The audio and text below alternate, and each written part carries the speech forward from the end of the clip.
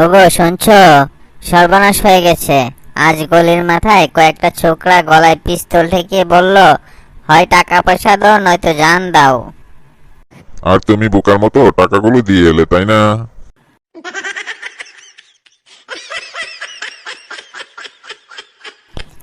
আচ্ছা তুমি বলো তো, স্বামী ও গাধার মধ্যে পার্থক্য কি? স্বামী গাধা হতে পারে, কিন্তু গাধাও এত বড় গাধা নয় যে সে স্বামী হবে।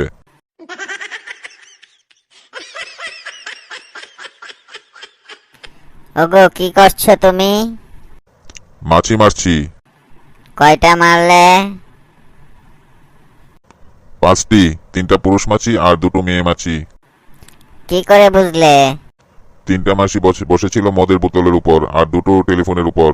যেগুলো মদের উপর বসেছিল সেগুলো পুরুষ মাছি, আর যেগুলো টেলিফোনে বসেছিল সেগুলো হচ্ছে মেয়ে মাছি।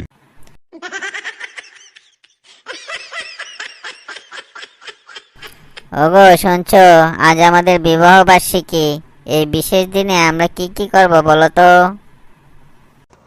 প্রথমে এসো 2 মিনিট নীরবতা পালন করি।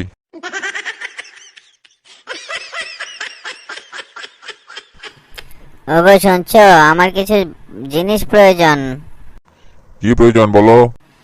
ছেলে মেয়ে আর আমার জন্য 5 সেট জামা, বিছানার চাদর, কিছু নতুন চেয়ার, একটা ফ্রিজ, একটা এলসিডি টিভি, ছেলের জন্য একটা মোবাইল, মেয়ের জন্য গয়না। সেক্ষেত্রে আমারও কিছু জিনিস প্রয়োজন। তোমার আবার কি প্রয়োজন? একটা বন্দুক, একটা মুখোশ আর শহরের একটা ব্যাংকের পুরো নকশা।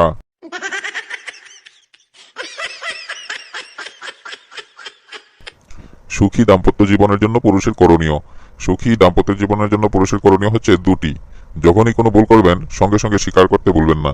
2, যদি আপনার কথাই ঠিক হয় তাহলে মনের ভুলেও সেটা বলতে যাবেন না, বুঝলেন?